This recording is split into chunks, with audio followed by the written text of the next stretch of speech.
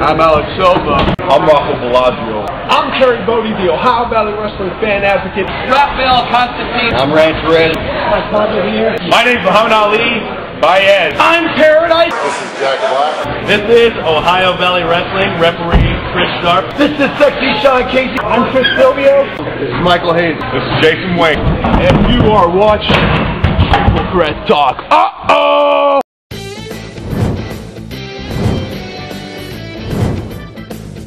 And welcome everyone to the 40th edition of Triple Threat Talk. Today, guys, Triple Threat Talk goes over the hill.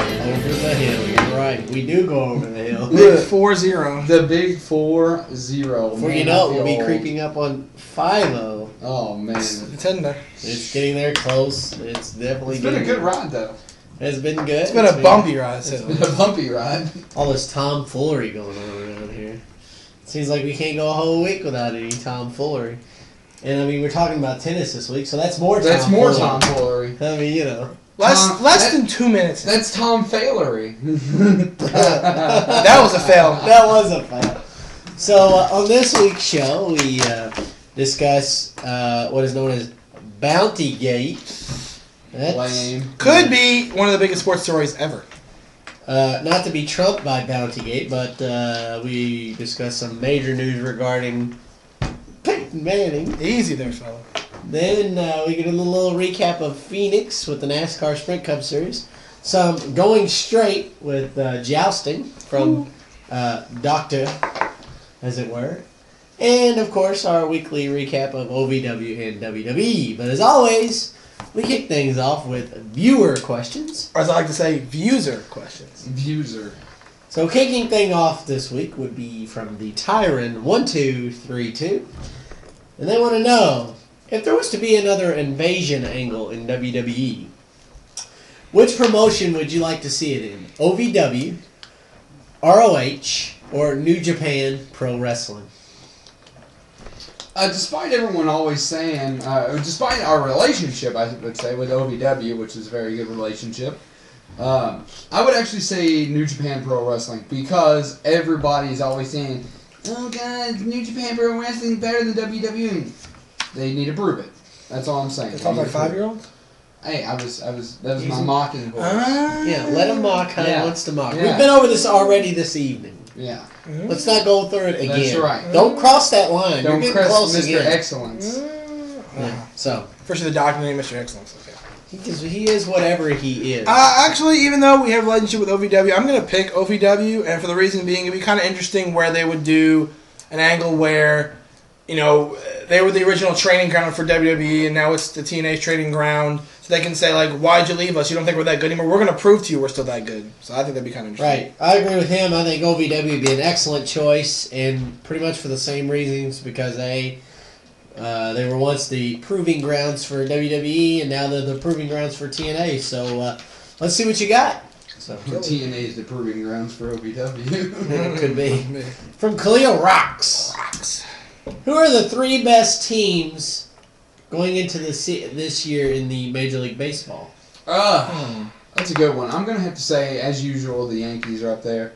I'm going to say also with the acquisition of Albert Pujols, that's going to put the Angels up there. Mm-hmm. And there's a lot of talk about the Marlins. Covers Sports Illustrated this week was the Miami Marlins. That's the NL. Marlin Sanity. That's the NL. Yeah. Well, he said in all of it. Okay, so I thought you were picking 3 teams. No, 3 teams, period, in the entire baseball. Okay, so that's what I'm saying. AL, Yankees, they're always up there. I like the Tigers. Justin Verlander, the MVP last year of the American League, and won the Cy Young, and they got Miguel Cabrera, and they got Prince Fielder on the team now, so they got a good chance this season. And AL, how could you argue against the Phillies? The Phillies. They have one of the best rotations in baseball, and they always do well during the season. They always end up winning the NL East, so I have to go with the Phillies too. They get that name because they share the same city as Michael Vick, because the Philadelphia Fails. So now it's the Philadelphia Phillies. At least the Phillies win, though. Yeah, true. I would have to say the California Angels of Anaheim of Orange County, Los Angeles, South. Address 42. Yeah. So the Anaheim Angels, obviously with the accusation of Albert Pujols. Acquisition. You yes. said accusation. Yeah, well, thank you. The Detroit Tigers probably had the best pitching rotation of all of baseball. So I would say the Tigers. And if I had to throw a team in there that wasn't the American League, I would probably have to say probably the Phillies, as much as it pains me. I mean, the Phillies are always there. They're like the Yankees of the National League, it seems like here lately. It's like, when you talk baseball, it's the Phillies, the Red Sox, and the Yankees, pretty much. Yeah. So. But again, I agree with the doctor, which is a weird thing for me to say on this show. But I do agree. Yeah, it is kind of hot. Making sure you're not But sick. I do agree with him. The Miami Marlins look very impressive, especially who they picked up. So. Let's not forget, they're not the Florida Marlins any longer. They're now the Miami Marlins, which is in Florida. But From which? Hold one second. Going back to like a little bit of Nerd Haven. Remember Back to the Future 2? oh yeah. Wait a minute. Miami. I'm confused. From the Michael Cage. He asked a question I think we might have addressed before, but we're going to address it again just to be safe. Again. What championship belt should WWE bring back? Anywhere, anytime, hardcore 24/7. I agree with that, but since they're like the PG era, I don't know if that's going to happen. They can still technically do it, but I don't know if they would. But I think all they should bring back is possibly the Cruiserweight division, the Cruiserweight Championship. I think they should get some guys from other companies like OVW, FCW, bring some of those guys up and have another Cruiserweight division, because it was a very exciting division when they had it back on SmackDown, and it was very exciting because all those guys are quick, very exciting matches, so I think that would be a good one to bring back. Do you think the PG era could be sponsored by True Moo? Ah. Wow. Just throwing it out there. True Moo. Cheap plug. Cheap plug. Nutritious and delicious. True Moo. Anyway, the hardcore belt, definitely. I love the idea of anywhere, anytime, any place.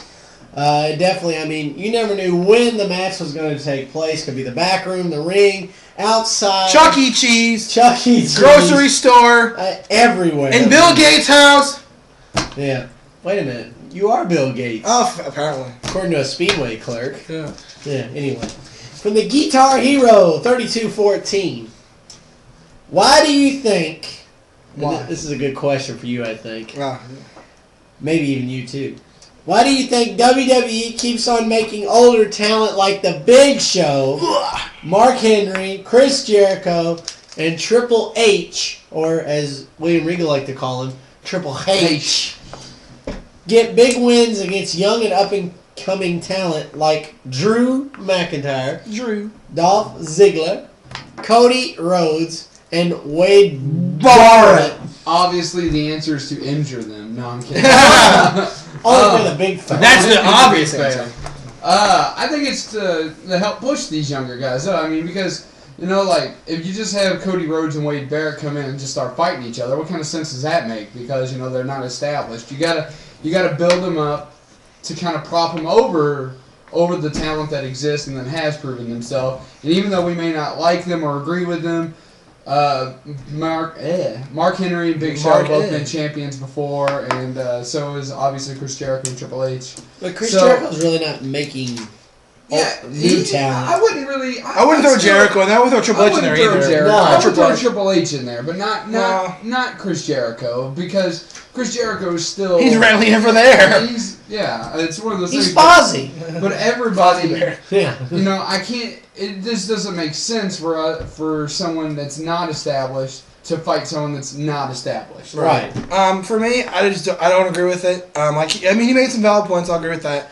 But it should be the opposite. They should be having guys like Drew McIntyre, Dolph Ziggler, Cody Rhodes, Wade Barrett beating these bigger guys so they get over better. It's like, okay, these guys are beating guys that have been in the company for X amount of years, and they're getting over on these people. That way, these guys look more legit when they get those big pushes, like Cody Rhodes has been getting, and when Wade Barrett got, and Dolph Ziggler, and Drew McIntyre, he had his big push. But I think they should be getting wins over these bigger guys because it makes the younger talent look better. So. Drew McIntyre doesn't even have a job. Why are we even discussing Drew McIntyre? Well, he should be having a job. Yeah. I don't like the fact at all that like Big Show gets put in these matches with Dolph Ziggler and Wade Barrett. We saw what happened. I mean, I realize he's been around for a long time. A long time. And he should know better than what he does. Yeah. But for some reason, he just I don't know what I'm gonna do. I think I'm just gonna randomly pick you up throw and throw. somebody. And as far as Mark Henry goes, I actually like Mark Henry pushing the younger talent because he, on the other hand, does do a good job because he plays such a good heel character, and he does a good job working over, you know, the management and that. So I do agree with Mark Henry. Chris Jericho and Triple H, I wouldn't throw them in there, especially Jericho. Well, I think the reason I wouldn't throw them in there is because nowadays with Jericho and Triple H, they're facing guys that are like around their level, like CM Punk for Jericho, and Undertaker, like legends are for Triple H. Absolutely. So I mean, no, I don't think so. Yeah. Also, from the Guitar Hero 3214, he wants to know if we think that Michael Cole, I guess that was you, according to the thing we did a couple weeks ago, commentating is hurting young talent trying to get out there with the fans. It's hurting my ears. I don't know. If only they can make a Michael Cole mute button. Yeah, make it happen. I just, I don't think his talent. I think he's kind of going back to a neutral. I think they're kind of working it back out there. I think they realize that the commentator of one-sidedness doesn't work, and I think they tried to do that again. You know how Lawler used to be. He was good at it. Yeah. He was good at it. Yeah, and Cole just didn't have it. And I think you can't just all of a sudden flip a switch. Right, He's got to work back in. I think that's where they're. I think the reason it worked so well for Lawler, because you had Lawler, he was like bashing people that the fans enjoyed. He was making funny jokes. And then you had JR, who was the color color announcer, and he was so good that they worked off well with each other. You really don't have that with Michael Cole. You have Michael Cole and Booker T and Josh Matthews on SmackDown. Shuck it. Where's Matt Striker? I think Matt Striker is one of the better commentators they have, and he's on Superstars. So. I don't think it's hurting young talent, but it's hurting my ears. I mean, Michael Cole needs to tone it down. He goes over the top sometimes, and last time I checked, when Daniel Bryan was not World Heavyweight Champion, he was booing him and saying he doesn't belong. Now that he's champion, I think he's like backing him now. Like, make up your mind. Because Daniel Bryan's a bad guy. He's a heel character. Make up your mind, Michael. And supposedly Michael Cole is portraying the heel announcer, and Jerry Lawler's portraying the face announcer. So I don't know. It's not to break kayfabe. No! No, you not use that word. From FWA Owner 22, you got your guns ready? Because this might be the most loaded question we've ever had. Who do you think is the most overrated sports figure in history? Wow. I read this question on the comment board, and honestly, I'm stumped. I've been thinking about this all week, and I can't really think of an answer. I can't. I mean, it's not... I mean, we're the first people to jump all over people. Other people have rules. To quote the Joker, we don't have rules, know. I mean, we bounce on whoever we want to, but I just can't think of a... Overrated. I mean, I've literally thought about this all week. And I mean, because there are several overrated people. I just don't... I mean, there have been several overrated people, and it's hard to pick out the most overrated. I think the key word I was going to say, most overrated. Yeah. And you can take a stab at it. I mean, come back to me. I'll go first. Maybe at clutch time I can. The one person I can think of right now is just because he gets so much, this guy's like one of the best. He's going to be the best ever, but he hasn't really done anything, championship-wise. I'd say LeBron James. Because he was portrayed in high school, this kid's going to sail. He's going to be the next Michael Jordan. He's with Cleveland.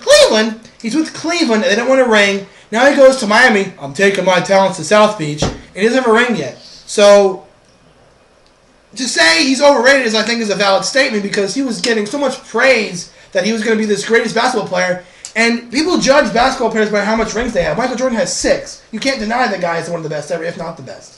But LeBron, he gets praised all the time, but he doesn't have one yet. I mean, he's been there long enough to have one. So I think it's LeBron. That's just me. I agree with LeBron. I mean, I do. I think one person you have to throw out there, and this is going to touch some feelings, I think, but I'm going to throw it out there because this person hasn't won a championship yet. And it could happen this year, so totally throw the point out the window. But John Calipari, he's never won a championship. He's talked as one of the most greatest coaches College or pro. College or pro top coaches nowadays, and since he's been in the league, since he's been there. And he's not got it done yet. Yeah. I mean, very impressive teams with Memphis and Kentucky. Like I said, he has the greatest shot ever this year to win it. Yeah. I'm not discounting that fact. Nah. But he's had many opportunities. His best chance, obviously, was several years ago when he was up by 6 on Kansas with less than 2 minutes to go, and he lost. Yeah, that was his best shot. But I think John Calipari. I mean, it's hard to argue with that. I mean, it's definitely hard to argue with that. It's not going to touch my nerves at all. Even as a UAK fan, I have to acknowledge. I mean, I'm a UAK fan before I'm a John Calipari fan. Right. Yeah. It's one of those things that he's in the discussion. I wouldn't say he's the most. No. But I was just throwing overrated sports figures out there because I'm like you all. I can't come up with like the most. Yeah, stuff. I mean, I can say there's overrated people, name people. But like most is like a very tough question. Most is it's an incredibly tough question. I mean, I love the question. Don't get me wrong. It's a great question. Yeah. It's really got our minds boggled. We're definitely befuddled. As you I mean, you can look at my face and know that I'm befuddled about this. Oh gosh, I don't know. Part of me. Well, don't force it if you. Like you said. Part of me wants to say Tiger Woods, but the other part of me wants to agree with you and say John Calipari and LeBron James. And if anything, my reasoning for Tiger Woods would be the fact that any good superstar of any kind comes back after a mental breakdown and tries to back it up. And I don't think that Tiger Woods has done that yet. He's been on the leaderboard a couple times, sure, but he hasn't quite finished it out. He hasn't been able to close the deal. He hasn't been able to close the deal ever since this whole thing has happened, and I think that that's one key thing of being the best at what you do is to be able to come back from something like that and close the deal, and that's something we've yet to see from Tiger. So I was and actually earlier this week when I first did read this question, John Calipari was actually the first person that came to my mind, believe it or not. But I think Calipari. I think we pretty much touched them all. I mean, Calipari, and they're all modern era too. Right, absolutely. It's really weird, and it's just one of those things that I think if we had a little bit more, like in the 70s, 60s, and 50s, we might be able to think of some more people. Yeah. But modern era. I mean, I think those are probably your biggest three, maybe. Yeah. I mean, good point. Very good question. Good point. Very good question there, FWA Owner 22. Very good question. From Against All Odds 20, with ROH's roster losing big names, and now WWE is looking to take yet another tag team from ROH, do you think WWE is trying to get rid of ROH now before they start gaining momentum again? And do you think this is because of CM Punk's infamous promo? I don't think there's any bad blood between WWE and ROH. They work well, not work well together, but they seem to complement each other. And CM Punk's definitely throwing names out from other people. I don't think you're trying to take it out there. I don't think that that's your goal. I think your goal is to maybe use ROH as a farm system because you could gain a lot more from having multiple farm systems like FCW and ROH. Than you could from just one. Right, absolutely. And I don't think they're trying to get rid of him because that's where they get some of their talent from. CM Punk, Daniel Bryan, the Kings of Wrestling, who are currently in FCW. So I don't think they're going to get rid of him. They look at them as another outlet for talent, like the doctor said. I mean, they have FCW, who is their main training ground. They do take people from OVW, Marcus Anthony, obviously. But I don't think they're going to try to get rid of him. They see him as a garner for talent. And they're going to, see. They obviously pay attention to everything. They pay attention to all the companies that are out there because they grab people from so many different aspects of them. So they're not the only company that would try to get rid of is probably TNA, because if TNA started getting big and they had started getting better in the ratings and then someone's competition, okay, we have to stop this. ROH is really not there with the ratings because they're only on selected markets, so they're not trying to get rid of them. I think if TNA switched rosters with OVW, that'd be the only way they got big. Probably. It's TNA's booking too. I mean. And OVW, but the roster is made up of a bunch of OVW is a regional promotion, but I guarantee you, and this is not just because we work with them. No. After going to their shows several times, I think that they've got the second best wrestling organization in the United States. Yeah, that's for you guys. I mean, we're not just saying we're not just saying it. We mean it. I mean, they have very good storylines. They have very good booking. Very good matches. Very good match. saw one tonight that was absolutely epic. Yo, amazing. I don't know. We'll talk about that later. I don't know if it's going to be on TV. I wish it was. I wish it was. I don't think it is. I don't think it is either. But it was It should be though. It was a. If not, we'll Gosh talk about darn it next good week. match. Yeah. Yeah, We'll talk about it Yeah, next we'll week talk about for it. sure. Yeah. Also from Against All Odds 20, Against. an FCW question. Uh-huh. Do you think FCW should be on TV so the people in FCW can actually get some TV time? And actually, it is on TV. It is on TV in Florida. It's similar to how OVW is here. If you have the channel that they broadcast it on, you can watch it. Right. And I'm sure they might have some similar thing where you can watch it online. I checked the website, to be honest. Right. We're not sure about that. We're not sure about it. But again, if you want to watch FCW, you can always go on YouTube and type something. I'm sure you can find if there's a wrestler you see on the roster page and you want to see what they're about. That's how I found out about Jinder Mahal. That's why I know he's so good. So you can always check him out on the internet. So. And finally, from the CAW interviewer, this just in. Where do you see WWE in 10 years? I see him bigger. I mean, I see a Cena for WWE. I see Cena probably gone by that point. You think? Maybe he's in his last year. Yeah. He'd be like in his mid-40s, around there. He'd be close to being done.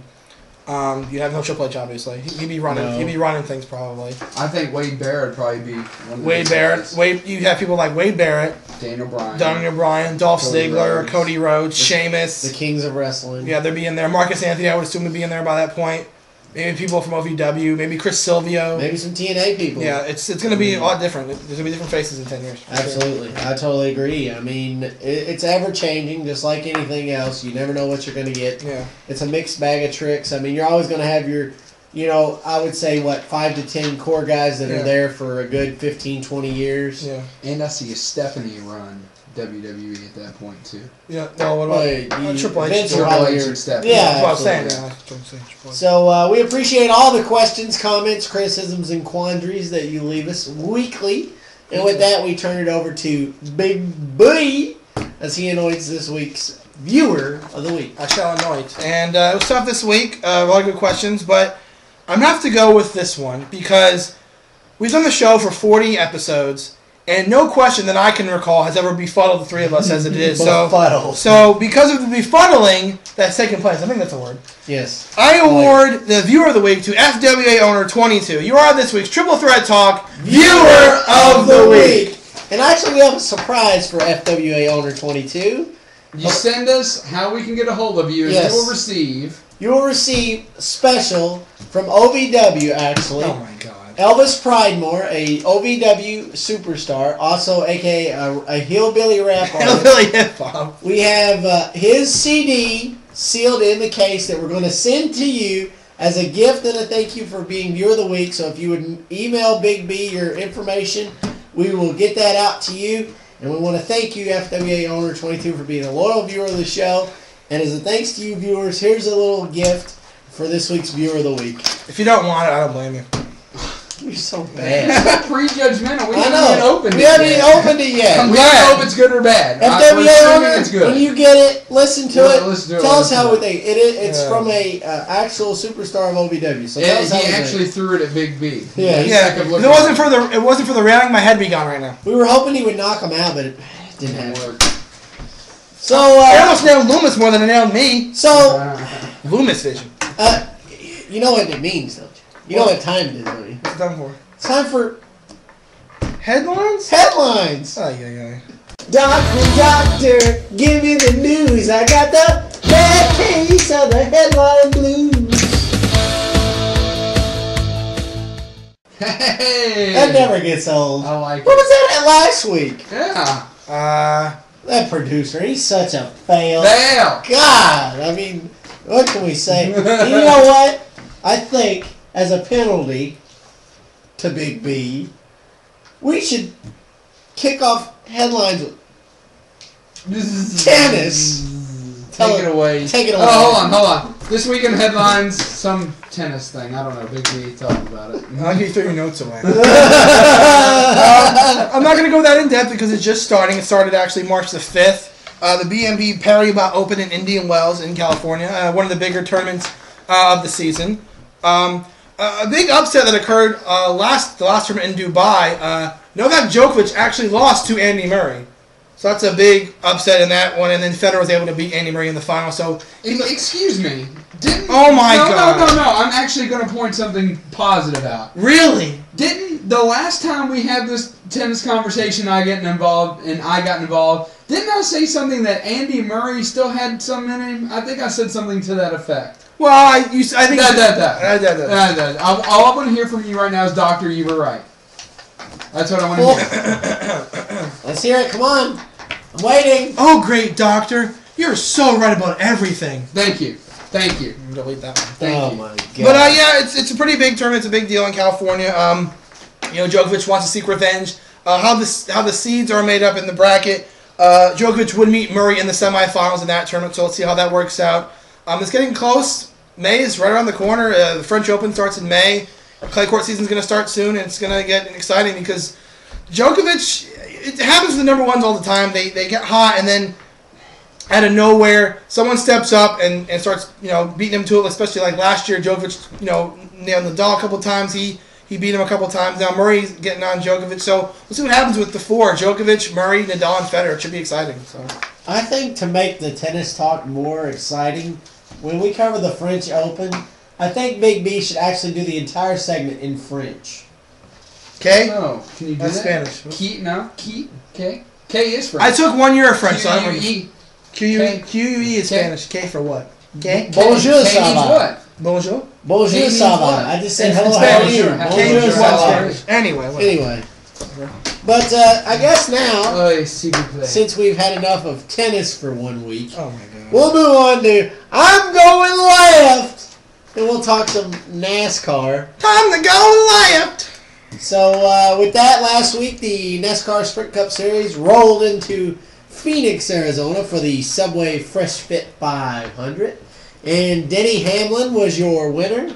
He withstood the gas mileage and very few cautions this week, none like the jet tires and Which is rain weird for a and short track. fireballs and Fireballs. we had a couple big name guys have some trouble. My guy Tony Stewart was trying to save fuel under caution and actually had a bad fuse in the fuel system, and it caused the car not to refire. He ended up finishing 24th, 2 laps down. Not a good day for smoke. Jimmy Johnson had the dominant car early on. Had a wheel well lug nut issue on a pit stop. Relegated him back to 26th place, but he rallied back for a top 5 finish. So good job for him. And by the way, if you didn't see the penalties that were handed down by NASCAR regarding Jimmy Johnson, his crew chief Chad Knaus was suspended for 6 races and fined $100,000.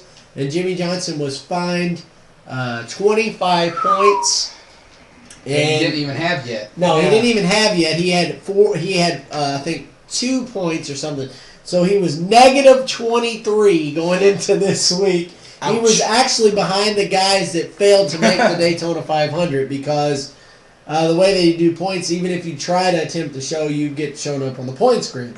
So a big ding for old 5-time. Not a good way to start the season. Absolutely not. So, but a good run by Denny Hamlin, and they roll all along to the Sin City, as it were. They're in Las Vegas this week. So Las Vegas Speedway. they're at the Las Vegas Motor Speedway for the Cobalt Tools Which I have 500. So moving on from going left, we're going to go straight into the English version, the jolly old report of Full Metal Jousting. Let me get my tea and crumpets.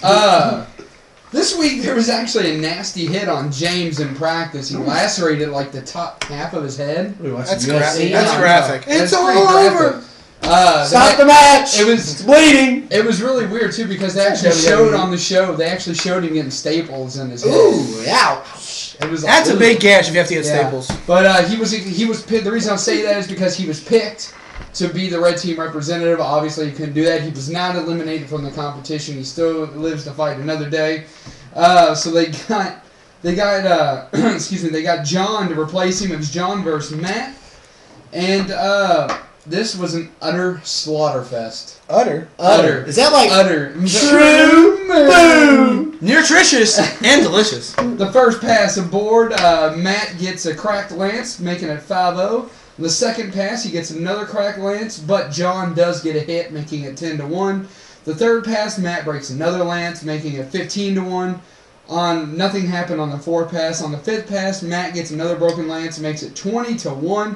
On the sixth pass, Matt gets a strike, and John actually lost points due to the horse balking. They have a rule in Full Metal Jousting: if your horse balks and you let go of the reins, you lose -5, or you lose 5 points. So it made the score 21 to -4. ouch? And at this point, Sounds like Jimmy Johnson's points. At this point, nothing else pretty much happened during the match. It was an utter slaughter fest. The black team, utter true move. The black team's Matt wins it by a score of 21 to -4. So you said there was a pass where nothing happened. Did they just kind of wave at each other as they went by? Actually, they kind of did with their lances. They like this. They like, hey, I'm gonna almost tag you. It's like whoosh. It's like you missed. There Yeah, you you go. did too. There you go. Ah. Yeah, it was just nothing happened. I mean, it was just a bad job. Abysmal. So, Big B, Postmaster. I'm gonna give you $5,000 extra Really? if you lay out the doctor and break his leg. Hey, the next game. whoa. What? No, I don't like that. Well, Yeah, it's legal. yeah. Apparently, it's legal. Well, Yeah. Spygate happened. Yeah, the fact that you offer me $5,000 to take him out, I do it for free. You ruined it. You ruined it. You ruined my segue. The I Saints, had the perfect segue and you ruined it. the Saints got busted big time. this week Bountygate has struck. with Bountygate. Is that anything like Watergate? No. No. Like more like Spygate. Spygate. Greg Williams is who I mean, I feel sorry for the Rams in this whole thing. I know you're saying the Rams didn't have anything to do with But- this, but Greg Williams is now at the Rams, so they're going to get He's going to feel the penalized. effects, yeah. Yeah, they're going to get penalized. He's at the Lambs! What a bad boy. He is. This pool got as big as $50,000 to targeted players. Taking out noble players like Brett Favre and Kurt Warner. And players that have been listed, Jonathan Vilma, Roman Harper, which, remember earlier in the year that ridiculous blatant hit on Steve Smith? Yeah. That could explain it. Mm-hmm. You can never say for sure because Right. you could get yourself in trouble. Right. But it definitely, this whole thing makes sense now. Right. But I think Sean Payton will be fired. I think Craig Williams will face an indefinite suspension, Yeah. probably a lifetime ban from the NFL. I don't know about that. He'll definitely get suspended and probably a fine. The Sean Payton thing is easy to pretty much determine. Fire the coach. Will he get another job eventually? Probably not if this is on his track record. But what do you do about the players involved? Because I told you tonight at the television table when we were at OVW, I said, firing them just isn't enough. They make so much money. What's taking money away from them going to do? I don't know what you do to these guys. Like in college with USC, they ban them from bowl games. You can do that. You really can't ban them from going to the playoffs. You can ban them from Playoffs? postseason. I'd ban them from postseason if I was the NFL. You could. Definitely, for sure. Do you think they'll go that extreme with that? I don't know if they will. I mean, I'm saying I guess they could. They he made a statement earlier. They could even throw the Saints out of the league. Yeah, you could throw the Saints out of the league at this point. If you really I don't know wanted if they'll go that I don't know if extreme. they'll go that far, but the problem is this is absolutely ridiculous. Yeah. I'm sorry. I realize, okay, I have nothing wrong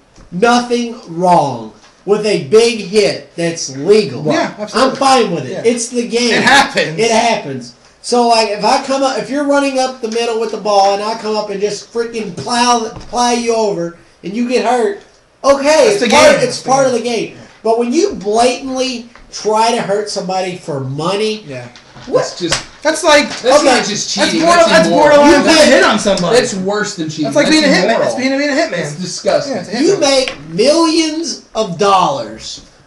Why, on this God's green earth, do you want to take $5,000 from somebody? Or money in general. All to lay out Brett Favre And Kurt or Warner. Kurt Warner. Or whoever. Yeah. It ruined- I mean, just throwing those out there. Are Those you obviously that the two afraid of biggest competition? names. You know, this actually tarnishes the Saints. There are Saints fans out there that are proud of this. Mind you, I mean, I got a friend of mine on Facebook who's a big Saints fan, and he's proud of this. He says he doesn't see what the harm is in this, and the harm is simple. You're taking money. It's like you're being a hitman. Exactly. You know? I mean, this is just sickening. It's very sickening. It's beyond sickening. You're taking the love out of the game. Not to mention, it makes the Saints look like cowards. Yeah. Because what are you afraid of? A little competition? Right. You have to take out somebody's best player. The thing is, football's been around for so long, and like he said, you're gonna get hurt. It's the game. That's how the game is. Right. But you shouldn't aim to hurt somebody. No. These guys do this for a living. This is their job. Yeah. And the fact that he's like, here's $5,000. Go take him out, or we'll take him out. Ridiculous. That's illegal. But he said it's like being a hitman, which is illegal. And to say, okay, Monday morning when you're all in the film room and you're watching a video, and I'm just going to say we're all on the team, it's Team Triple Threat Talk, and we're in the locker room, we're watching video from the game from Sunday, and Doctor puts a big hit on somebody in the middle of the field. Yeah, we're probably going to, if it's a good hit, or a good legal hit, and really knocks the fire out of somebody, we're probably going to replay that about 10 or 15 times and watch it at every angle, and everybody in the room's going to be like, ooh, awesome hit, but it was legal. But the fact that you're taking money to lay somebody out, to purposely either injure them, ruin their career, ruin their life, possibly even cause paralysis, depending on how far you want to take it, is ridiculous. I mean, it's a bad thing for the NFL. I hope Roger Goodell lays the wood, drops the hammer, does what he has to do to Greg Williams, Sean Payton, any player involved.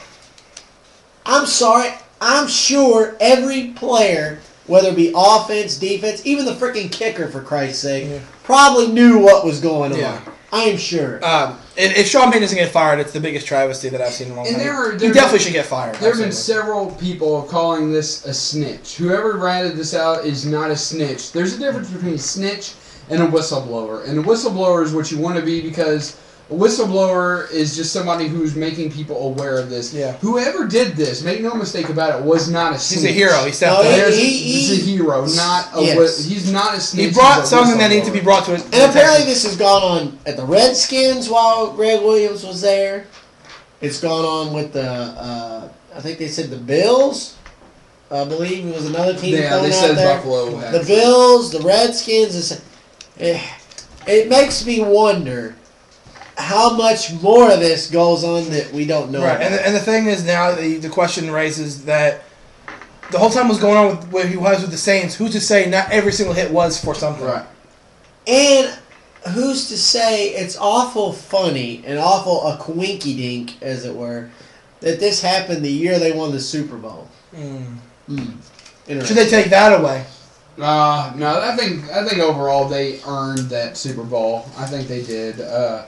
But as punishment, plus the city really needed that. I know, but I'm saying as punishment for doing this. I mean, I know he would do it because it was the Colts, but from what they did, I mean, again, you can't I don't see them banning from playoff games or getting them out of the league or whatever.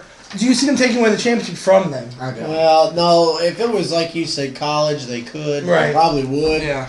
The only thing I can think is they might get the black, what is it called in college? Death penalty. The death penalty in some way with the NFL. The first thing that will happen is Sean Payton will be fired. That's the first thing. Sean Payton should be fired. I hate to say it, but he should be fired. But I don't know. It's definitely a big, big story. I'm sure it's far from over. It's going to captivate this show. Keep in mind, whatever happens to Sean Payton, Greg Williams' penalty will be 10 times worse. Yeah, absolutely. It'll be covered on the show for weeks until they found something else. Absolutely. So. And now, for Postmaster, a little bit of sad news. There you go. It's so sad, I'm going to let him take this headline from me. Postmaster, you have the con. Oh, I'm sorry. So, 14 years. 1998. 1998. We take you all the way back. It was a cold day. It was a. How do you know it was cold? Were you there? We take you all the way back. University of Tennessee. Apparently, there was a quarterback in that draft that was supposed to be epic, and his name wasn't Manning. His name was Ryan Leaf. Who? Exactly. Ryan Leaf. Not Peyton Manning was supposed to be the quarterback. The it guy. For that draft. So, this guy from Louisiana goes to the University of Tennessee. Becomes a volunteer. Has one of the best college football careers you can have. Gets drafted by the Indianapolis Colts. His name, Peyton Manning. So in 1998, the storied, illustrious career of the guy known as the Sheriff to many people begins. So what does he do along his way? Oh, I don't know. Let's see. 4-time NFL MVP. Most of all time. 2-time Super Bowl appearances. 1 Super Bowl champion. A record like 10 straight playoff appearances. Something crazy like that. 10 division titles in a row. Only plays 208 games. Only. For the one team. Never missed a regular season game. Basically builds a state-of-the-art brand new stadium that brings, mind you, the Super Bowl this season. So, and don't forget the non-sports things, like putting his name on a children's hospital. Oh yeah, he put his name on the children's hospital up there. He has the Peyton Manning football school with his brother that they do in the off season. All that being said, all that aside, apparently that's not good enough. All good things must come to an end. Apparently, the Indianapolis Colts feel that he's just not worth the risk anymore. Or the money. I don't know. I'm torn because he. I don't know. That's what I said earlier, isn't it? Mm-hmm. Is that what I told you earlier? What's that? About the gamble? Risk out not outweighing the reward? Well, it's not that. It's the fact of the matter that the guy is nowadays, it seems that players aren't loyal to teams and teams aren't loyal to players. But when you have a guy that is probably one of the most loyal people towards a team that you've ever seen, next to Hines Ward and the Steelers. Well, look at him, too. Or Ray Rice. Or Ray Lewis and the Baltimore Ravens. And he gives his heart and soul to a city, a town, a team. A franchise. And it's all gone in a blink. I realize, according to the press conference today, apparently they wanted you to think it was a joint decision. I don't buy it for one freaking minute. I think they did that to make both of them look like they were... I think, like you said, they wanted it to look like everything was all, my pal, my chum, my buddy. Oh, hunky-dory. When really, it was the behind-the-curtain stuff that I think is the real stuff. And what I mean by that is, I honestly, in all heart of hearts, do not believe one word that Jim Irsay says. He is a lying sack of crap. I mean, you don't tell the public about, a month or two ago, he tweets out, oh, it's up to Peyton. If he wants to stay, he can stay. It's totally up to him. And then come out with this, we're releasing Peyton Manning today.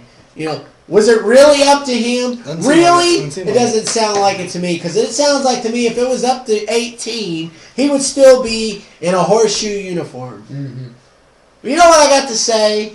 Screw you, Jim Irsay. Screw the Indianapolis Colts. I hope whoever Peyton Manning plays for waltzes into that piece of crap known as the drum and whips your rear end. Well spoken, like a fan. So now the question begins. The Colts are one fan less now. Now the question, one less like on Facebook. Now the question begins, where does he go? Well, I don't think we're quite done with the issue at hand here either. I think with the Colts release, the point that I brought up to Postmaster earlier was the fact that how many highly touted quarterbacks have there been that have not turned out? He mentioned Ryan Leaf. Another one I can think of until recently, this past year, Alex Smith did not pan out until this year. Yeah. There have been hundreds of quarterbacks. Not hundreds, but Well, probably dozens of quarterbacks. Yeah, at least a couple. Dozens of quarterbacks that have been highly touted but have not really come to light. A perfect example of this is that special that they ran for Tom Brady, the Brady Six. 6 quarterbacks taken before Tom Brady, and they've done nothing. Right, and I think it's one of those things that, do you literally gamble the future? There are two things. Also going back to Alex Smith. In recent memory, there have been 2 pivotal points that have changed NFL history. And that was the 2005 draft. Who do you pick, Alex, for the 49ers? Do you pick Alex Smith or Aaron Rodgers? And obviously they went with Alex Smith. Oops. And the other thing is, the other pivotal moment in NFL history recently will be this. This will literally make or break the Indianapolis Colts. Either Andrew Luck is going to be phenomenal, or Andrew Luck is going to completely crap out. There's going to be no in between.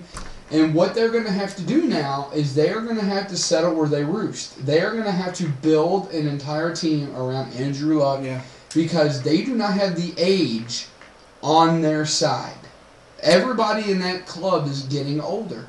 So this is going to be one of those things where you are going to see a dramatic transformation in Indianapolis. And I wouldn't be surprised if they had a similar record this year as they did last year. Yeah, and to your point, you were telling me earlier that he wants to take Reggie Wayne with him. Yeah, and there's just not going to be cap room for that. Another quick point I want to make about this. I heard this earlier, and it totally kind of flipped me off. It very made me mad.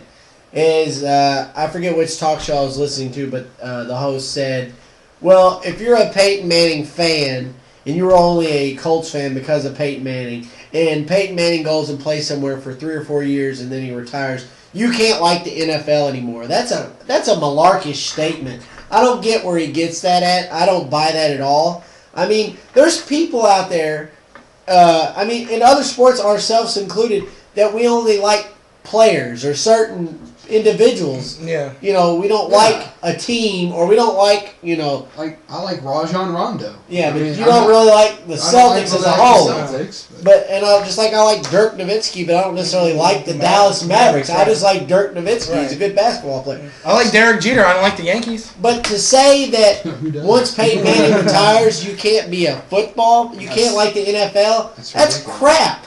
People go watch sports all their lives to follow certain figures. I mean, I'm sure there were people out there that were Michael Jordan fans but didn't like the Chicago Bulls. I wasn't a fan of the Bulls. I just like Jordan. Or, Wayne Gretzky. Yeah, but didn't like the LA Kings. Mario Lemieux, but didn't like the Pittsburgh Penguins. I mean, no, that is a... Yeah. I don't like that statement. Whoever said that just doesn't I'll give you a big one. Based on an individual sport, there were a lot of people in this category.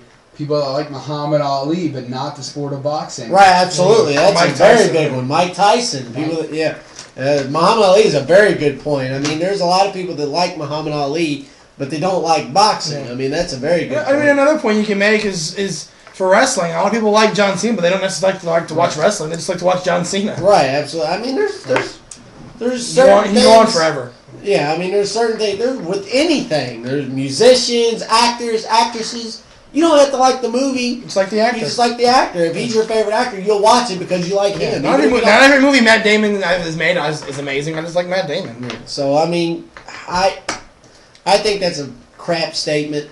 And you better believe. You best believe. That it's going to be one wild show if we come on here. Oh, God. And they announce that Peyton Manning's either gone to A, the Seattle Seahawks, or B, the San Francisco 49ers.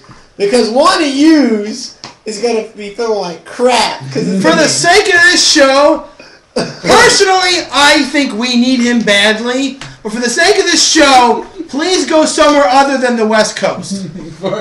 I mean, he wants to go someplace he can win. I mean... What do you mean for the sake of go somewhere other than the West Coast? So you don't want him to come to your place either? No, I said no. For the sake of the show. He doesn't want... Yeah, he wants it to be... I think for the sake of the show, and to be able to continuously bash you, I think you should go to San Francisco because San Francisco. I think the viewers love it when we give you crap all the time. It's hilarious. I think the viewers want to see me give you crap.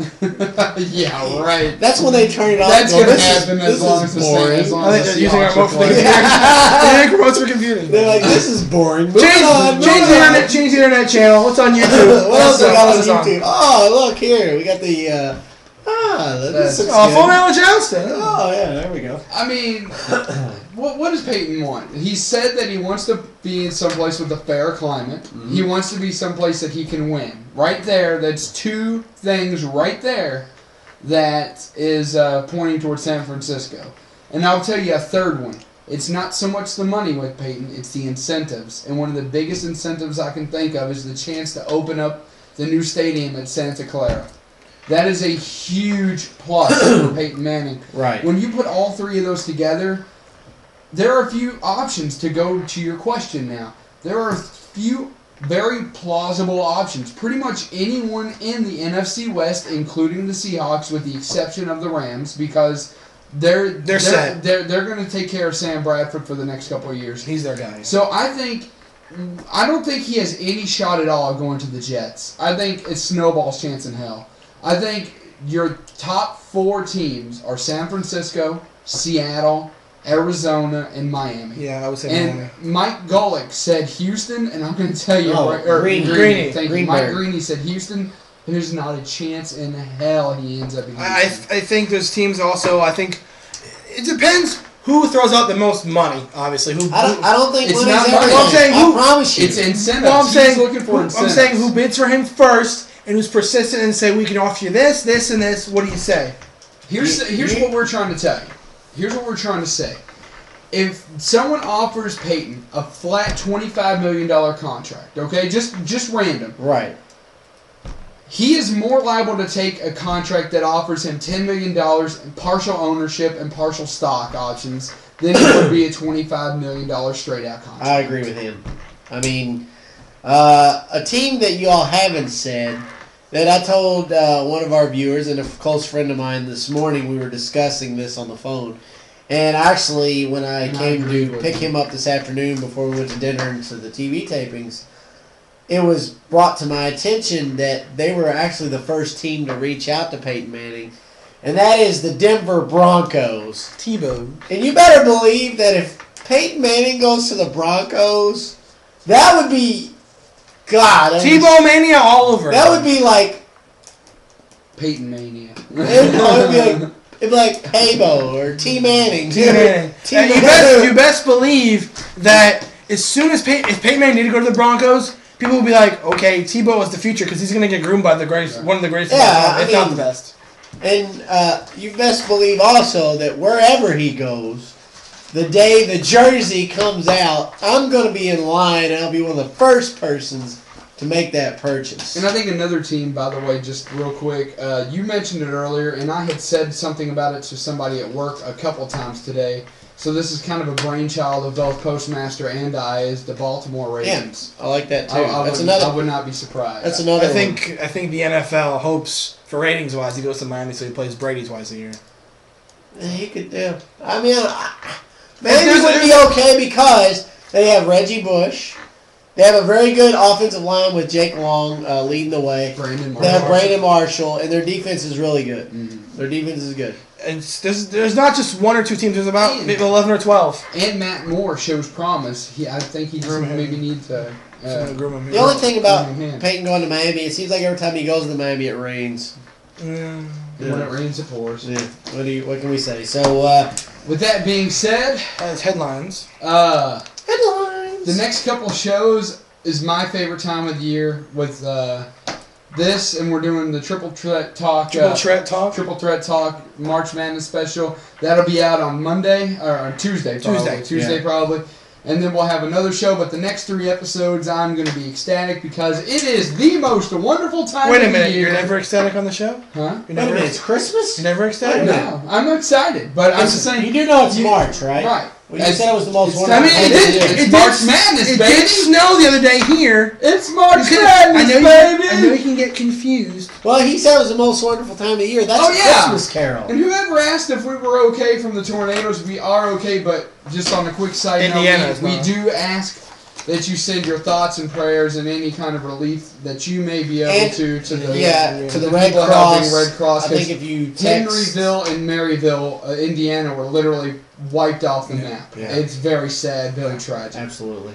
But anyway, getting back on to March Madness, it is here. It is finally upon us. The brackets And- out, people printing off papers. brackets aren't out brackets yet. come out on Well, Tuesday they're on coming Sunday. out on They're coming Sunday out on night. Sunday. We'll review them. I'll print mine out as soon as I get done. I'll be working on it from there all the way to the next day, and we'll have that to you. So next week we'll have a March Madness special and episode 41. So 2 shows for you. Two next week. shows, a two- lot of two Triple belts. Threat talk coming up to you lately, and then dive right on into basketball here. Cincinnati beat Marquette last Michael week. Phelps? Colorado State, who is a team that was in my last 4 in last week, beat number 20 UNLV 66-59. I got to think that does solidify Colorado State. UK beats Georgia 79-49, and then turns around and beats Florida 74-59 at Florida to become an undefeated SE. They are the only undefeated conference team this year. Illinois State beat Wichita State in the semis of the MVC 65-64, but Wichita State is probably still going to be joining Creighton, who won the Missouri Valley Championship. They're both probably going to be 2 conferences in. Iowa State, the Cyclones coming on big at the end of the year, having a couple key wins. They added that to Baylor, knocking them off 80-72. North Carolina destroyed Duke at Campbell. 88-70. That was ridiculous. Quick note to Duke. I don't think it was wise of you all to show you all beating North Carolina at North Carolina on the last second 3 right before the game started. Oh, my God. Wasn't very smart. Adding fuel to the fire. U of L lost to Syracuse 58-49, but then turns around tonight in the Big East tournament. and Round defeats number 2. Seton Hall. St. Mary's knocks out Gonzaga 78-74. Which was a very good game. Gonzaga. Both teams are probably in the tournament legitimately. So they really didn't have a whole lot of NCAA implications. I mean, the winner was the conference champion, but they're both in the tournament. And then I think probably the best game of the week. Probably the story of the week Probably as far the as story of college the basketball. Sun Belt tournament and the championship game. A Western Kentucky team that started off 3-15, winning, beating North Texas 74-70 in a thrilling finish.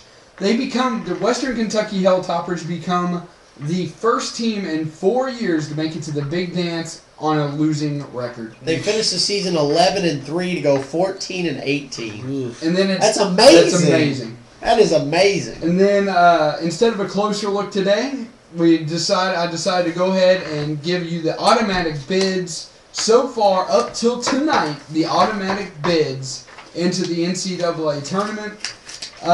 You have Murray State, Creighton, VCU. You got to believe Shaka Smart is out to prove that last year was not a fluke. Absolutely. Making another deep run in the tournament. Next coach of UL? Oh, right. Belmont, Loyola, Davidson, St. Mary's, Western Kentucky, and with Penn losing to Princeton last night because the Ivy League does not have a tournament, Harvard moves on to the automatic bid in the NCAA. And I got to think that this year's as good a year as any because you can make a case for either Pennsylvania or Princeton. I thought Princeton may be alone, but Penn, not Penn State, but Penn definitely The Quakers. definitely making a good case to be Not that we can the Quaker Open. as it were. for this to be the Who's first. confused with that? You done? Yeah. Can I finish my basketball? Go for it. Awesome. You got to make a case. You got to think that they can make a case for the first year ever for the Ivy League to put in 2 teams to the Big Dance. The Poison Ivy League. Yep. The Poison Ivy League. The Pamela Isley League. That'd be an interesting. That's for the Batman Poison people Ivy out there. Oh, yeah. one quick note, little basketball note. The doctor posted something on his Facebook page last night. That which no one argued with me. No one argued with me. Well, I didn't see it, so I didn't get a chance to argue with you. Okay. Well, he posted on Facebook. He said, "How awesome is it? We're going to have 4 teams in the NCAA basketball tournament this year."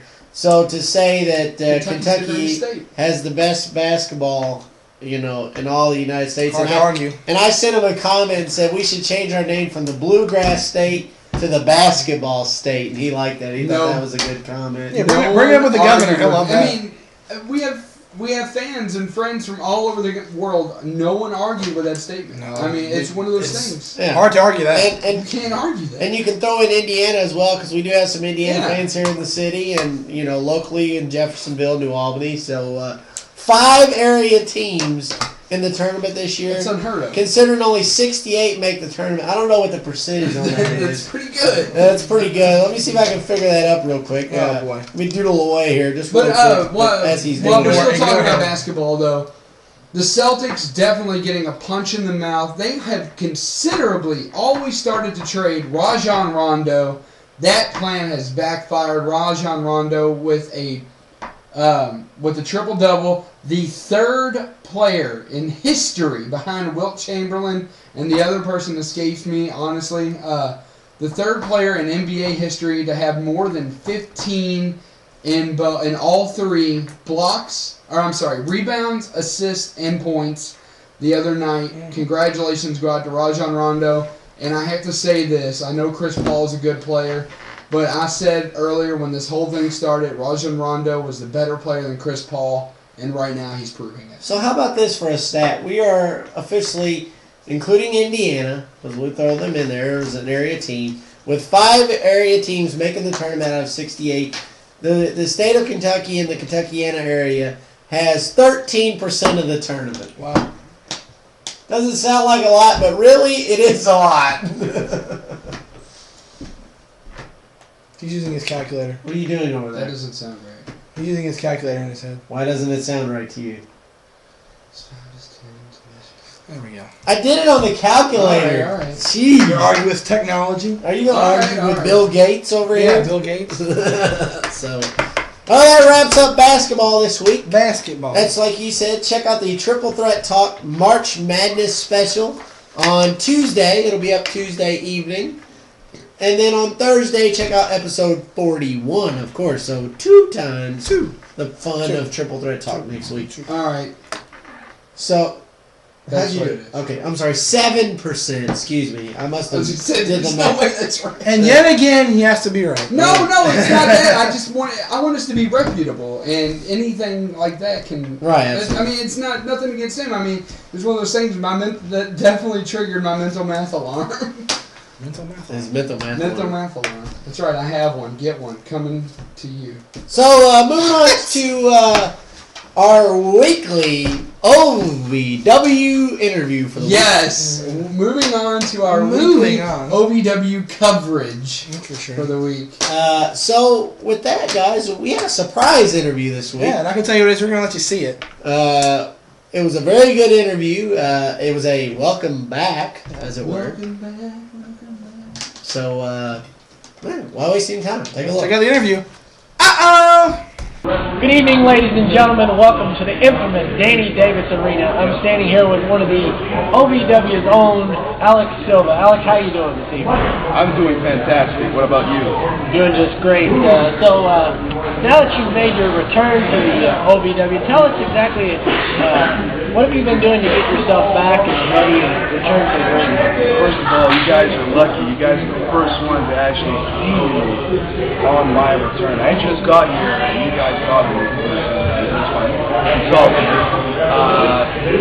What was the question again? Sorry. Like, what have you done while you were away? Working out. I dealt with personal problems. As people know or not know, my father passed away. He was my best friend. And my brother, my father, my mother, everything all in one person. And he did everything for me. feel that my life path is actually pretty damn good. And sorry, my English doesn't sound too good. I'm French Canadian. It's all good. Yeah, and so what I did technically is just get my mental strength ready. A lot of meditation, a lot of thinking, positive thinking, working out, in the ring, outside of the ring, actually using life as therapy, if that makes sense. All right, cool. And so tell us a little bit, Alex. Tell us, how did you get your start in professional wrestling? I was 16 years old. Actually, my father was an independent wrestler before back then. And in 1998, I was 10 years old, and I moved with him to Tennessee to go see him wrestle on the road and everything. And I actually liked it. People, they watch TV when they were kids, and they're like, oh, I want to be like this guy, or I want to be like this guy, or I want to be, you know, oh, I want to be this and this. When I was a kid, I wanted to grow up and be just like my dad. And at 13 years old, he gave me an opportunity to start training, and I did. And 8 years later, here I am at OVW, close, very close, to being a superstar. That sounds very awesome, Alex. It sounds like a great story. So now that you're back, and you've returned and you're ready to get back at it, tell us, what can we expect from you for the remainder of 2012? Well, it's funny, when I was 19 and the first time I came here, me and my dad would set up a goal. He said, what's your first goal when I go to OVW? And he said, you can easily win the TV championship. And I said, and how long? How long you dare me to win it? I mean, I don't know, maybe a month? I don't know. A month and a week later, my first year at OVW, I was 19 years old, I set the record as the youngest TV champion in history. Last time I came here, the goal was to be OVW champion. I didn't get to achieve that. I don't know what happened. Maybe personal problems. What now? Before my dad passed away, the last thing, the last wish was he asked me to do to be on national TV. And here's my goal: OVW championship, and I'm going for the TNA World Heavyweight Championship. That sounds awesome. Uh-oh! That sounds very awesome. Well, Alex, we really appreciate your time, and thanks for coming on the show. Uh-oh! Cat's out of the bag now. Yeah. So, Alex Silva makes his epic return. He was a very good interview. Had a very good, heartwarming story about him and his father. Yeah. Him and his father, he said, are like brothers. He passed away while he was gone here. While he was away. Said he'd been working out, training, doing this, that, and the other. So, very good interview. We appreciate Very excited, it, as always. especially the ending. Yeah, the ending was very good, as you saw in the beginning. Yeah. So, Wait a minute. what? Well, we'll get into that when we get to Saturday Night I Special. was going to say, go ahead. Okay. Go ahead. No, We'll do a Saturday Night Special. I want people to know what happened. Well, I'm going to talk about the tapings first. From last week. Talk about the tapings. Right. So, last week the show opens up with the family, or the Bountygate family, whatever you want to call them, demanding that Johnny Spade give up his tag team title belt to Rudy Switchblades. So, Rudy now had two belts. Two belts. And that was pretty much the beginning segment of that. Chris Silvio defended his TV title against Tony Gunn, the Bear. The Bear. The Bear. And what a surprise, Silvio retains. He always retains. This will be the longest reigning TV champion ever. Almost. He's getting up there. Behind Muhammad Ali Vaez, I think. Does he have the longest reigning? Ali's up there. Muhammad Ali Vaez. And let's see, Dylan Bostic and Chase King, they were going to have a match, but Adam Revolver interrupted and had a words with Miss Brittany Deveray. Or, as we like to call her, Brittany Beveray. That's tomfoolery all the way. So Revolver laid a kiss, planted the lips on Miss Deveray, but then Ted McNair comes back, known as the Man Beast now. He's epic. Comes back and went to town with Revolver. If you didn't see the show, he was getting into it. I was getting into it. It was crazy. Like, come on, Ted, kill him! It's pretty awesome. Pretty awesome stuff. So we had Brandon Espinoza in a match. He took on Elvis Pridemore. Paradise did not like us tonight. Elvis was not happy with us, was he? So Espinoza picks up the win there. Of course. No surprise there. And then okay, go ahead. He proceeds to put the dress on Elvis Pridemore. Yeah. So and then we get to the big story of the night. Yes! Last week. Yes! Okay, yes! All right, Daniel Bryan, settle down. It's exciting. 2 weeks ago, a match was made between Los Locos and Bowling Services 2.0. Bow Weevil Services 2.0. It was Raul Lamada and Anarchia taking on all 4 members of Bowling Services: Jack Black, Joe Coleman, Rocco Bellagio, and Our interview from last week. and James Moose Thomas. Moose. And the stipulation is, if Bolin lost, he would get his head shaved bald. Bald. So Los Locos picks up the win. And Yes! now Bo Weevil. Yes! Bo Weevil looks like a bowling pin. He looks like a balded geek. Bald-headed geek. Bald-headed geek was the chant tonight. That's for sure. And it definitely got exposed. Which Bolin was didn't look too hilarious. happy, so now he's wearing a skull cap of all things. So, Saturday Night Special was Saturday billed nights- to be... Saturday nights are right for fighting. was billed to be a very good. If you don't really know much about Saturday Night Special, I know we've talked about it some. It's kind of like their pay-per-view. Yeah, where it pretty much is. Pretty much. I mean, it's not a pay-per-view, but it's kind of It's like built their that way. It's built that way. Just to cover some big things that happened. Jamin Olivencia. Jamin. This started the show, by the way. Started the. It was a battle royal. And the winner would get a shot at the OVW Championship at Derby Expo 5 on March the 18th. Yes. He outlasted, I think it was like, 10, 12 guys Yeah, in a battle royal. Notable people in there were Joe Coleman, Right. Jack Black, Raul Lamada. Right. So then we had a 6-man intergender mixed tag team match. Oh. It was X to C, Sexy Sean Casey, Raphael Constantine, and CJ Lane versus Lennox Norris, Taylor Hendricks Motorsports, and the third one is slipping my mind. It might have been Dylan Bostic. May have been, but X to C picked up the win. Because of dancing. Because of dancing and tomfoolery. Lennox Norris, your tomfoolery cost you the match. So the 4 big matches of the night. Brandon Espinoza defeated Paradise in the dress on a pole match, and afterwards he proceeded to put the dress along on Paradise. with Chris. And to my knowledge, this is the first dress on a pole match ever, so let's explain to the viewers. Basically, imagine a nightstick match or something like that. Whoever got to the dress first won the match, and the loser had to wear the dress. Yeah. Because of the story. I just want to say something before we move on about Espinoza. Brandon Espinoza. I got to give him a round of applause. I talked to Mr. Espinoza after Saturday Night Special for a little while on Facebook. We were discussing different things. He is from St. Louis, Missouri. That's where he's billed from. He does live in St. Louis, Missouri. And he actually drives... About 6-7 hours. All the way from St. Louis once a week to do OVW. And he also does 3 or 4 other independent shows throughout the Midwest Weekly.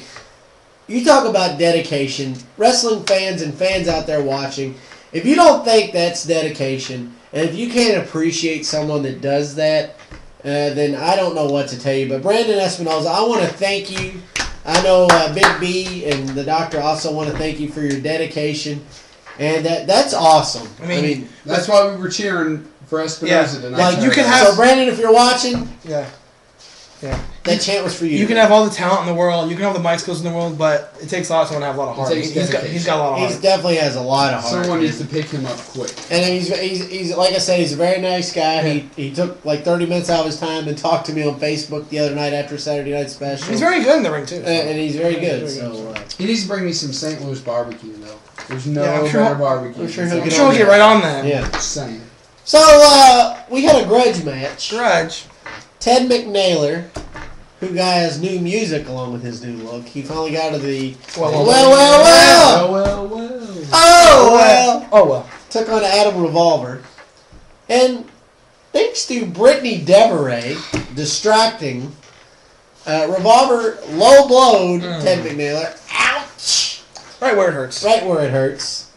And picked up the win, beating Ted McNaylor. Unos, dos, tres. I'm sure McNair was happy about that. In the next match of the night, Ali Baez and Michael Hayes with D'Angelo De Niro. Elijah Burke. Elijah Burke. As the ref, Michael Hayes, the main man, picks up the victory in that one. Much to your chagrin. On on the top rope, delivering his finishing move right after pulling back Muhammad Ali's hair, looking at him right in the face, and said, "It's over, we're done," and bam, knee to the face. And I'd be happy if it's over because I think ever since Hayes has been in OVW, he hasn't feuded with anybody else other than Ali. So. Yeah, he fought somebody different tonight. Well, he did have a match tonight. So the main event of the evening. The main event. The reason everybody was there, the OVW arena was yet again packed house, standing room only attendance this past week. Yet again, awesome. Rudy Switchblade, your OVW champion, put his title on the line against OVW original Smooth Johnny Spade. And good match, very good. It was a very definitely good deserving match. of a main event. Back and forth. Rudy Switchblade actually removed the turnbuckle. Got a chair involved. But that removed turnbuckle would actually be his downfall. Because he got slingshotted into the turnbuckle, and then he got a kick to the face for his super kick to the face for his pleasures. 1, 2, 3, and the place went berserk. The roof came off the building because we have a new Ohio Valley Wrestling heavyweight champion, Smooth Johnny Spade. Your thoughts on Saturday Night Special?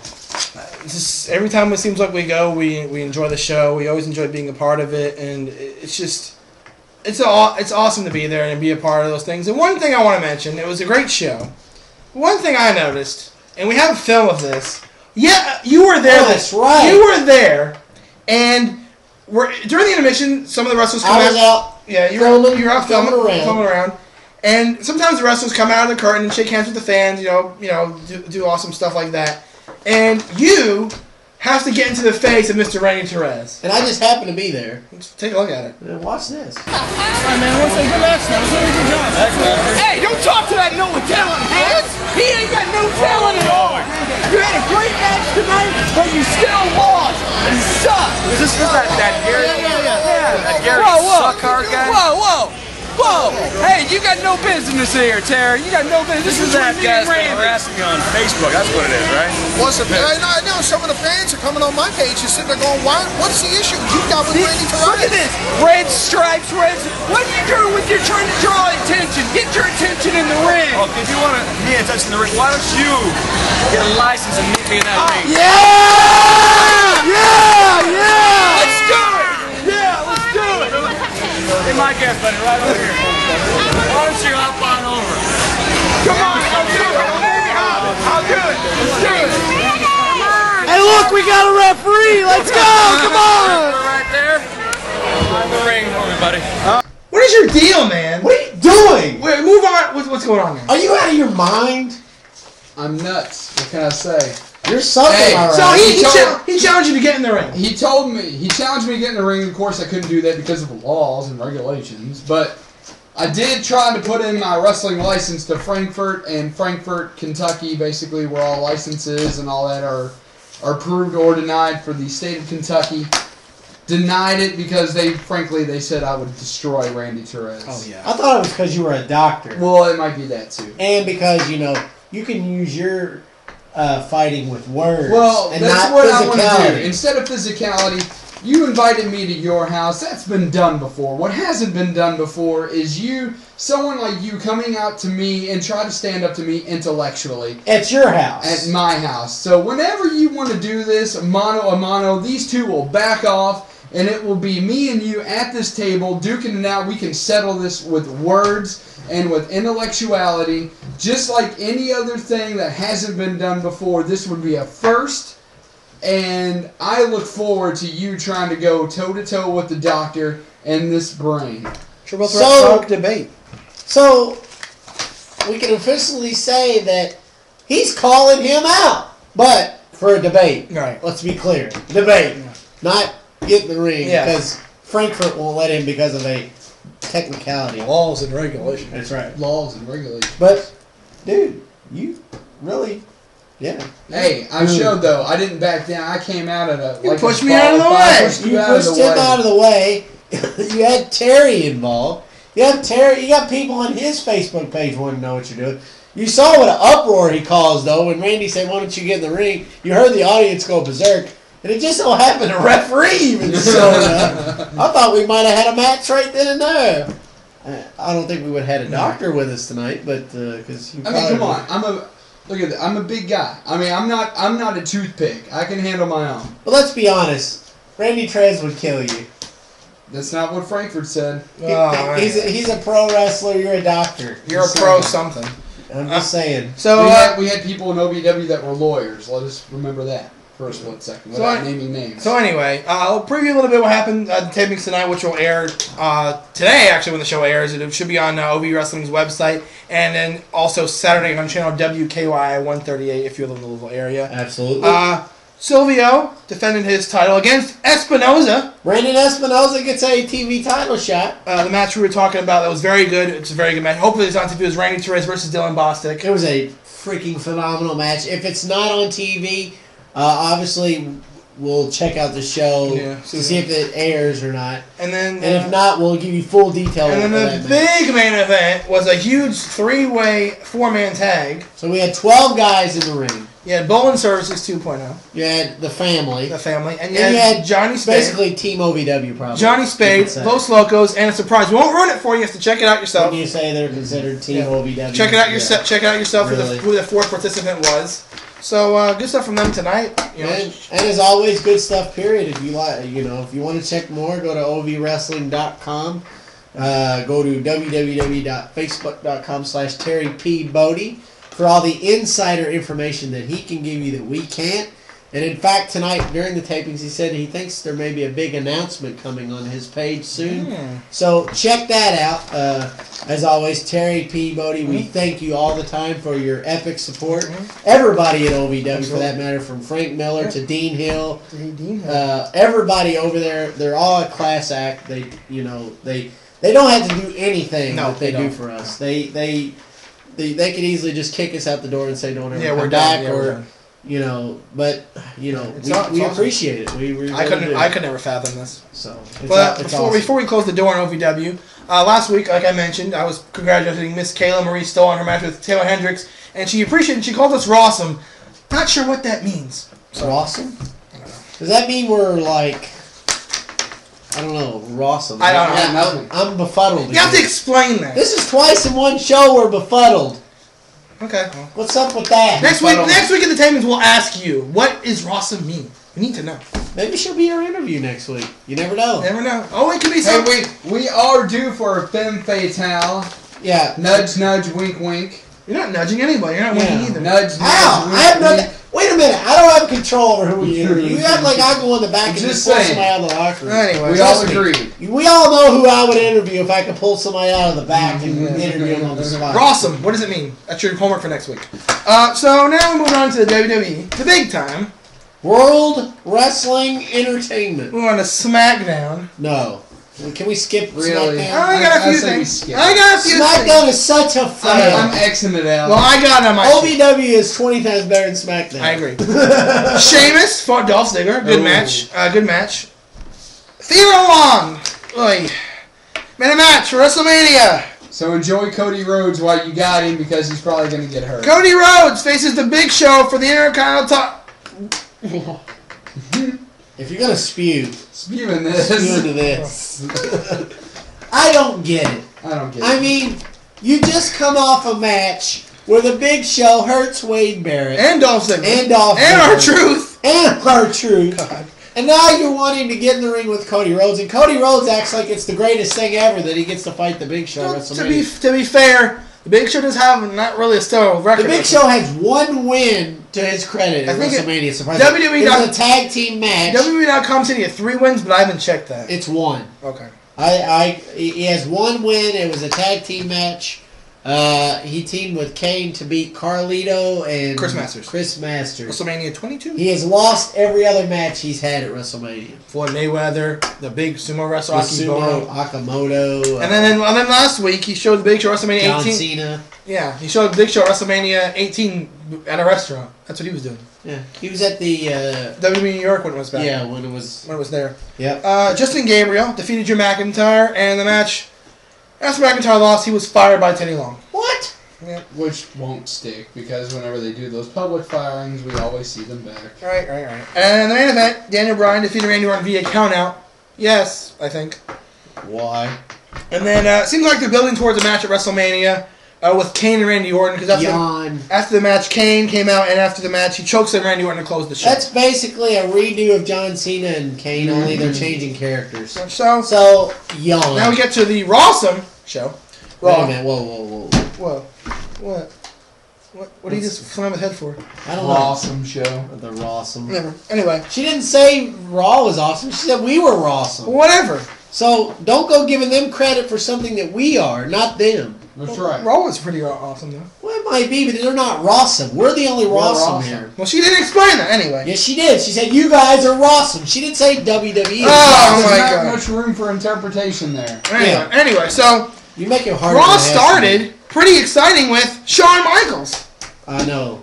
You were excited. I was excited. And I knew it was going to start off with him, too, because as soon as they come on and there's quiet, you hear that music hit. I mean, it's crazy. Yeah. So Shawn Michaels announced he will be the special referee for Triple H and Undertaker match at WrestleMania. And it was plain, Who didn't see that coming? It was plainly obvious that they were building towards that, but more to the point that it was not going to be a friendly encounter. When Shawn Michaels starts interrupting you, you know. Yeah, they got into it pretty good. It was a very good confrontation. They got into it pretty good. And then Big B's favorite moment of the night.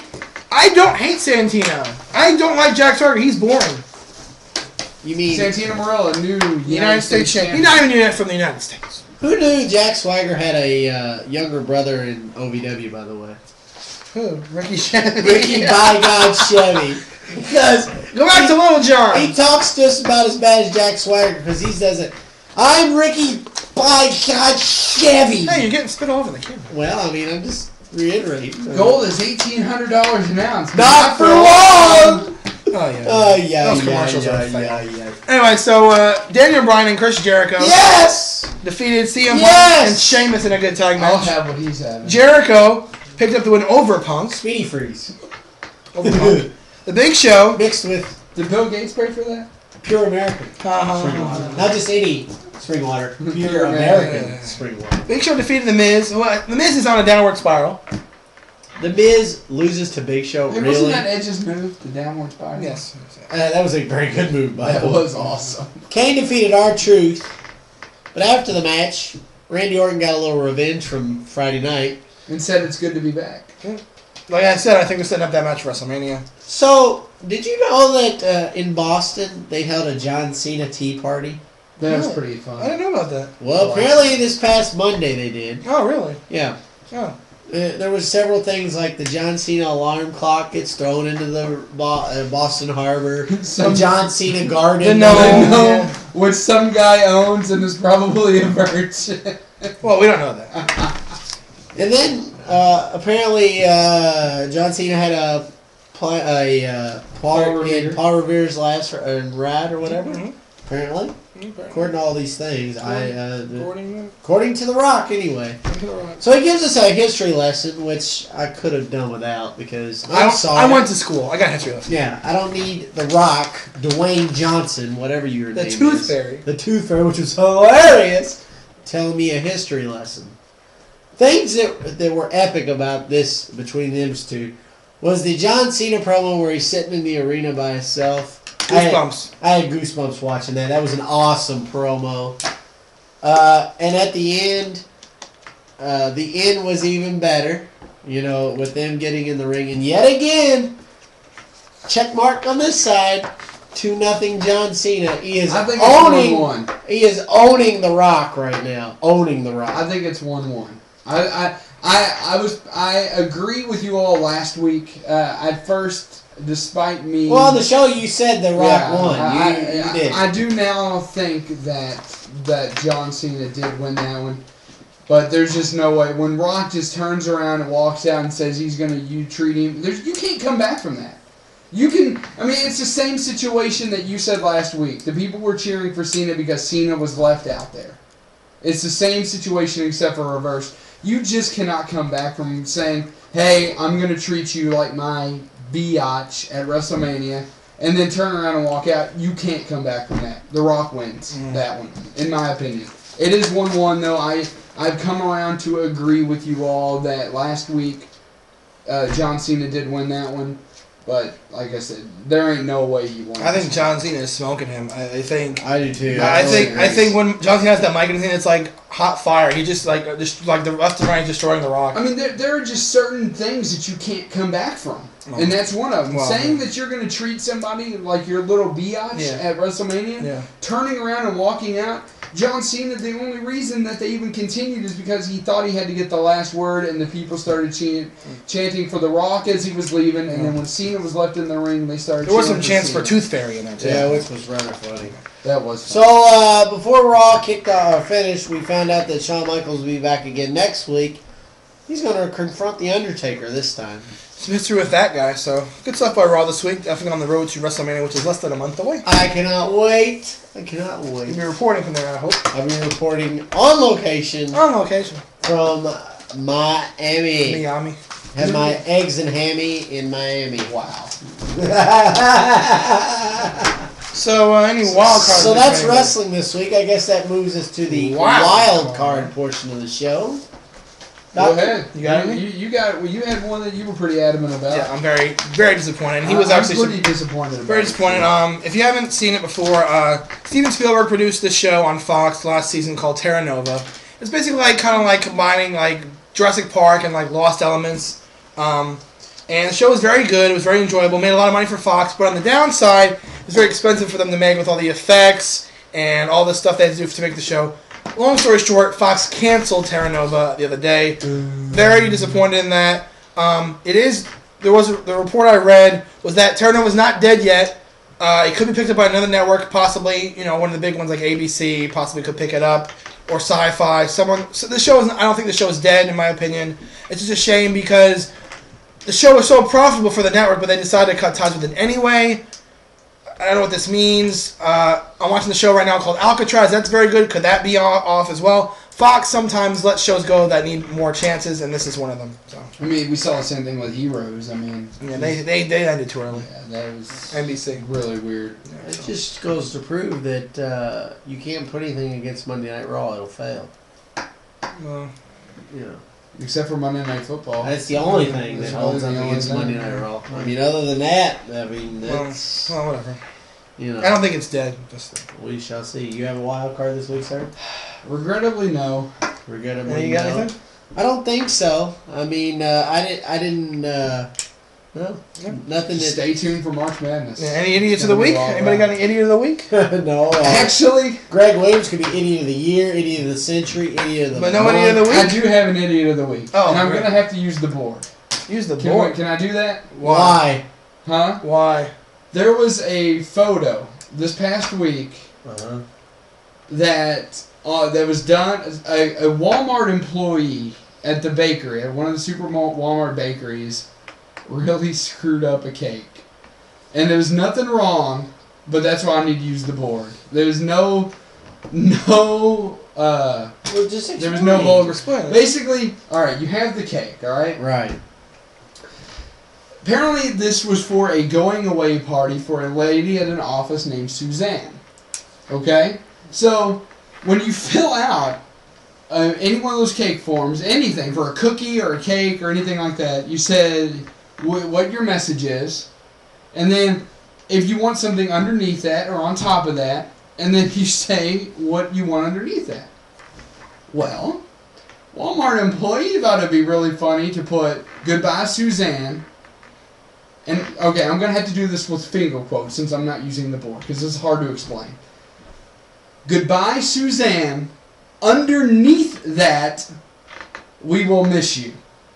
Ew. So instead of just omitting underneath that, they wrote it on there. And not to mention, they misspelled the word underneath by separating it and putting underneath. So underneath that. So they screwed up twice. So not only did they put it on there, they put the words underneath that on there, they misspelled it. So they failed twice. Why would you even put underneath that on the cake? Hello, where did you go to baking school I'd say nowhere. Apparently not. Oh my god. I'd say Betty Crocker's home cookbook. So I mean, that is an idiot. Anybody that writes underneath that on a cake. if I can get the link to Big B, we'll post it at the end of the show. It's definitely worth because you're gonna look at it for a minute. You're gonna be like, what? You'll be befuddled. So the bakery employee at Walmart, you are this week's Triple Threat Talk Idiot of the Week. Alright, I believe that does it for this episode. I think so. Good show as always. It's episode 40. Keep trucking along here. Chugging along. And if you want to like us on Facebook, you can like us on Facebook at facebook.com/triplethreattalk. If you want to follow us on Twitter, you can at triplethreattalk. And you can send us any comment or question you have at triplethreattalk@yahoo.com. So for Triple Threat Talk, this is Big B or Bill Gates. This is Postmaster Jones, and apparently I was Bill Gates' chauffeur. And this is the doctor, and I had no fun. Thanks, guys, for watching, and we'll see you next week. Thanks for watching, guys. I still don't know what Rawsome means. Take it easy.